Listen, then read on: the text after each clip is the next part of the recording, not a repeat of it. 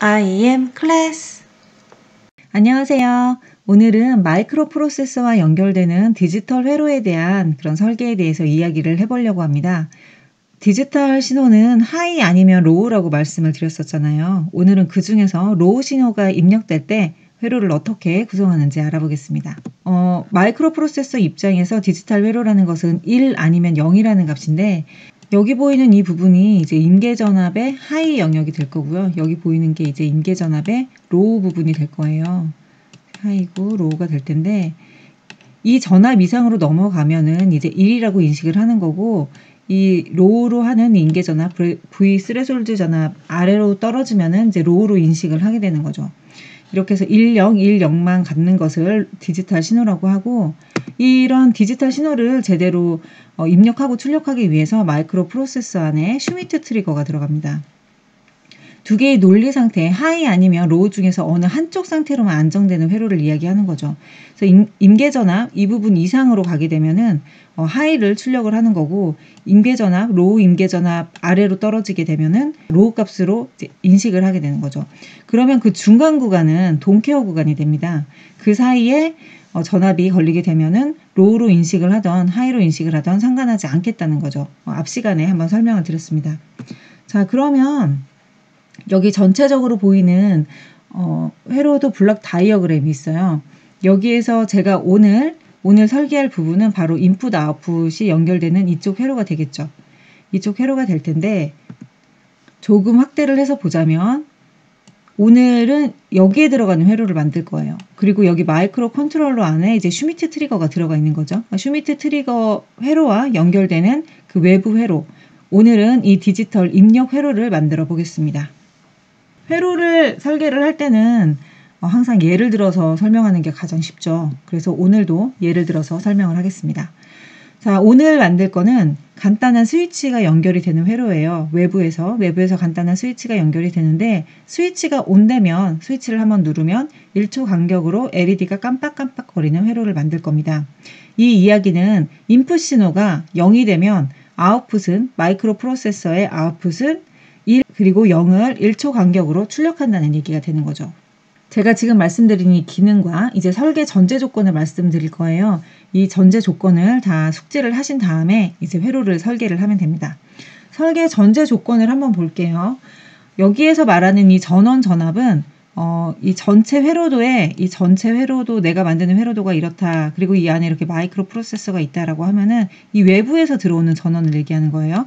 이 외부에서 들어오는 전원 전압이 10에서 15V 사이까지 움직이면은 이 사이에서는 동작을 해야 된다라는 얘기고요. 그리고 외부에서 제가 아까 디지털 입력 신호로 스위치가 하나 들어간다고 했어요. 이 스위치는 최소 1mA는 흘려줘야지 동작을 하는 스위치를 사용할 것이다 라는 것이고 또 하나는 여기 들어가는 회로도 안에 사용되는 부품의 오차 범위는 5%이다. 맥스 5%다 라는 겁니다. 자, 그렇다면 이제 MCU, 마이크로 프로세서에 대한 정보도 물론 예시예요. 한번 알고 넘어가야겠죠? 여기서 보면 전원 전압은 5V입니다. 여기서 전원 전압이라 하면은 마이크로 프로세서의 전원 전압이 되는 거예요. 그리고 지금 저희는 디지털 회로를 만들고 있잖아요. 그러니까 로우, 하이, 스레숄드 전압, 즉 임계 전압에 대해서 알아야 됩니다. 자, 로우 임계 전압은 0.3VCC예요. 전원 전압이 5V죠. 그러니까 0에서 1.5V까지는 내가 로우로 인식하겠다. 그리고 하이 임계 전압은 0.7VCC입니다. 그러면 3.5V에서 5V 사이는 내가 하이로 인식을 하겠다. 그러면 1.5V에서 3.5V 사이는 뭐 상관하지 않겠다. 로우든 하이든 내 마음대로 뭐 출력을 하겠다라는 얘기가 되죠. 그러니까 회로에 걸리는 전압이 이 돈케어 구간에 걸리면 안 되겠죠. 그러면 마이크로 프로세서가 불안정한 출력을 내게 됩니다. 그거를 기억을 하시고요. 기능이 다시 한번 말씀드리면 스위치가 온 됐을 때 1초 간격으로 LED가 깜빡깜빡 한다고 했어요. 자, 그러면 이때 한번 회로 로직을 어떻게 설계를 해야 될지 한번 고민을 해봐야 됩니다. 자, 여기가 외부에서 연결되는 스위치 회로예요. 그라운드에 연결이 되어 있어요. 그러니까 그라운드가 이렇게 딱 ON이 되면 인풋이 0이 되겠죠? 그라운드로 떨어지잖아요. 여기가 0V니까. 그리고 여기가 이제 마이크로 프로세서예요. 여기 GPIO라고 되어 있는데 이거는 제너럴 포트 인풋 아웃풋의 약자입니다. 그리고 마이크로 프로세서 입장에서 아웃풋에 LED 구동 회로가 연결이 되어 있어서 마이크로 프로세서가 신호를 주는 대로 1초 간격으로 깜빡깜빡 하게 될 거예요. 자, 여기서 이제 여기에 들어갈 인풋 회로 로직에 대해서 한번 생각을 해봐야 되는데요. 일단 먼저 스위치가 ON이 됐을 때는 여기 바로 0V가 걸리잖아요. 이렇게 스위치가 닫히니까. 그럼 0V가 그대로 들어갈 거예요. 그쵸? 그러면 반대로 스위치가 눌러져 있지 않은 상태, 그냥 평상시에 이렇게 오픈되어 있는 상태에서는 마이크로 프로세서는 어떤 신호를 입력을 받아야 되느냐. 만약에 여기를 그냥 아무것도 연결되어 있지 않는 플로팅 회로로 둔다면 굉장히 불안정한 회로가 되겠죠. 뭐 어떤 이상한 노이즈가 탈 수도 있고 어떤 신호가 걸릴지 모르기 때문에 그냥 오픈되어 있는 상태로 둘 수는 없어요. 그렇다면 스위치가 오프가 되어 있을 때에는 하이를 인식하게 만들어줘야겠죠. 그쵸? 그러면은 여기다가 풀업 저항, 풀다운 저항을 걸어서 하이를 인식하게끔 만들어주면 됩니다. 그리고 스위치가 온되면 당연히 여기 MCU는 0V가 들어가서 로우 신호를 인식을 하게 되겠죠. 자, 그러면 로직은 이렇게 될 겁니다. 여기 보시면 되게 간단하죠, 로직이. 여기 저항 2개만 딱 연결이 되어 있어요. 그리고 이제 전원에 연결이 되어 있고, 이게 스위치가 눌러져 있지 않은 상태에서 이제 오프되어 있는 상태에서 하이 신호를 입력하게끔 그렇게 회로를 만들려는 거죠. 만약에 이 VCC가 그대로 이렇게 마이크로 프로세서로 들어간다라고 하면은 하이 신호가 그냥 들어가는 거잖아요. 그러면은 얘 오버볼테지가 들어가는 거죠. 얘는 5V 전원을 사용하는 MCU고 얘는 10에서 아까 15V가 들어간다고 했어요. 이렇게 큰 전원이 그대로 들어가면은 당연히 마이크로 프로세서가 파손이 되겠죠. 그렇기 때문에 저항 분배를 통해서 R1과 R2를 통한 저항 분배를 통해서 여기에 걸리는 전압을 VA라고 했을 때 이 VA가 3.5에서 5V 사이 값이 들어가게끔 설계를 해주면 됩니다. 그러면 스위치가 오프인 상태에서는 하이를 인식하게 되고 스위치가 온인 상태에서는 여기 0V가 걸리게 되고 그 전압이 그대로 들어가겠죠. 0V가 걸려서. 그리고 그때 고려해 줄 거는 앞서서 제가 그 설계 전제 조건에서 말씀을 드렸었는데 이 스위치가 미니멈 1mA는 흘려줘야 된다고 했잖아요. 그러니까 이 R1을 통해서 이렇게 흘러가는 그 전류가 1mA보다는 크게끔 설계를 하면 됩니다.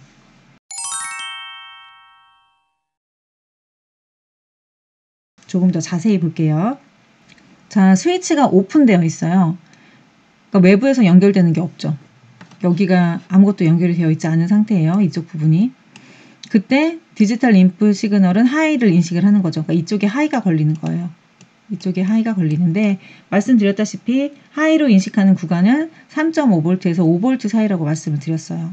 그리고 여기 이 VCC 전원의 그 오차는 10에서 15V라고 말씀드렸죠. 예, 그러면은 10V일 때도 고려를 해야 되고 15V일 때도 고려를 해야 됩니다.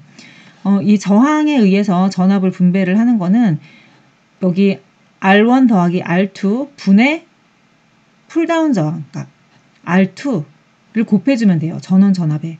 그러면은 R1 더하기 R2 분의 R2를 여기 10V 미니멈 값일 때 이렇게 했을 때도 3.5V보다는 큰 값이 나와야 되고 여기 15V 이때는 당연히 이제 10V에서 3.5V보다 큰 값으로 설정이 됐으면 여기 곱하기 15를 해주면 여기선 당연히 3.5V가 넘어가겠죠. 근데 중요한 거는 이때 5V보다는 작아야 된다는 거예요.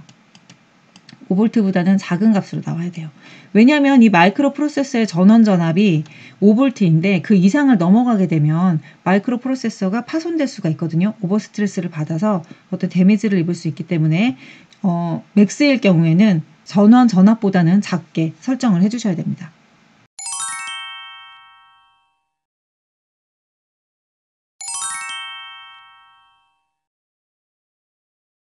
자, 그렇게 해서 한번 소자값을 계산을 해볼까요? 스위치가 동작을 했을 때 여기가 이제 0V가 걸리면 이렇게 전류가 타고 흘러가겠죠. R1에서 이제 스위치 방향 쪽으로 그라운드로 그러니까 흘러가는 거죠. 그렇게 됐을 때 1mA보다 큰 전류가 흘러야 되고, 그리고 앞서서 한번 말씀드렸는데 부품 오차 범위는 제가 맥스 5%라고 했어요. 그리고 여기서 한 가지를 제가 더 추가를 했는데 마이크로 프로세서의 전원 전압이 5V라고 했는데 이것도 오차 범위가 당연히 있겠죠. 모든 부품은 다 오차 범위가 있으니까. 톨러런스가 2%예요. 그 얘기는 4.9에서 5.1V 사이에서 이 마이크로 프로세서의 구동 전원을 인가해 줘야 된다라는 얘기가 됩니다. 자, 여기에 이제 전제 조건을 제가 간략하게 좀 적어 놨어요. 이 상태에서 이제 설계를 한번 해보겠습니다. 저항값 설정을 해볼게요. R1 값을 설정을 하려고 해요. 최소 전류 조건을 만족을 시켜야겠죠. 그러니까 1mA 이상이 흘려줘야 돼요. 그러면 여기에 흐르는 전류는 이렇게 스위치가 온된 상태잖아요. 그럼 여기가 0V예요. 그냥 R1을 VCC를 R1으로 나눠주면은 여기에 흐르는 전류값이 나오겠죠. V는 IR이기 때문에, 그쵸? V는 IR.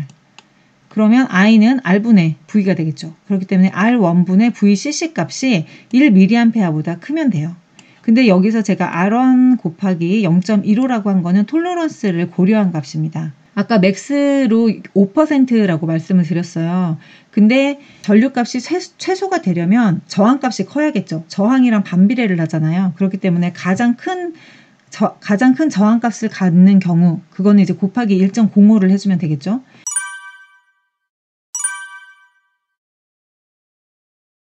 그렇게 계산을 하면 R1은 9.52kA보다는 작아야 된다라고 나왔어요. 저는 이 경우에 R1을 계산하기 쉽게 8kΩ로 설정을 했어요. 그러니까 전류가 1mA 이상이 흘려야 되는 거를 만족하는 값인 거죠. 그렇게 해서 먼저 R1의 값을 제가 설정을 해줬습니다.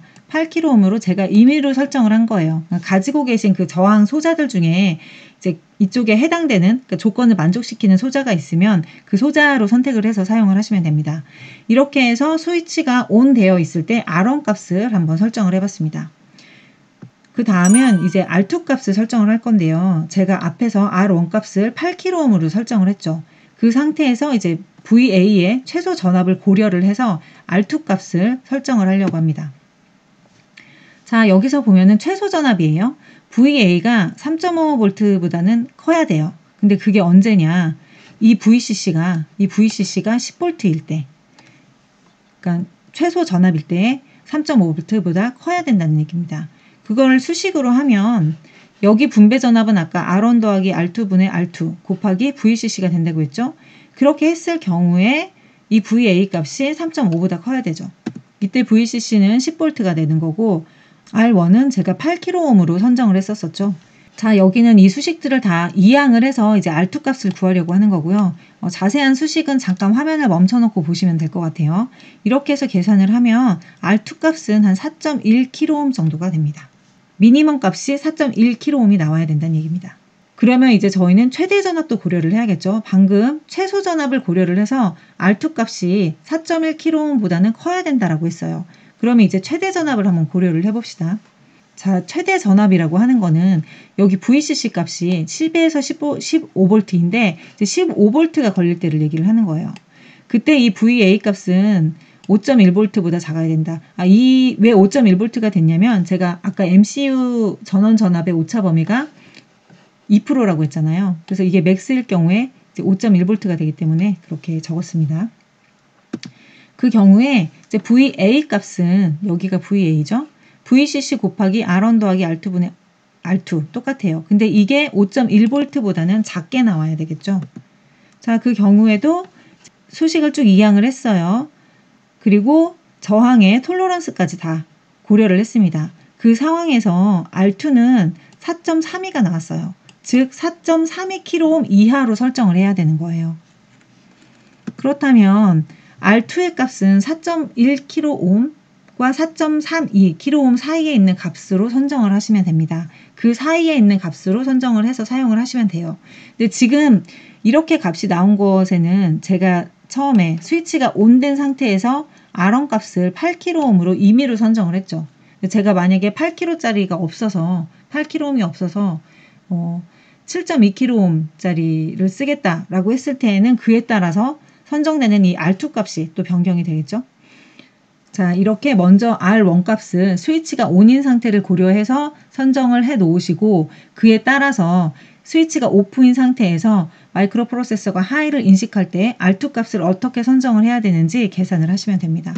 자, 오늘은 정말 간략하게 마이크로 프로세서와 연결되는 이 디지털 입력 회로를 어떻게 설계를 하는지 알아봤습니다. 오늘은 입력 신호가 로우인 경우였잖아요. 로우인 경우였는데 다음 시간에는 입력 신호가 하이인 경우에는 어떻게 설정을 하는지, 어떻게 로직을 구성하는지 한번 알아보도록 할게요. 네, 오늘도 IM 클래스 들어주셔서 감사합니다. 좋은 하루 되세요.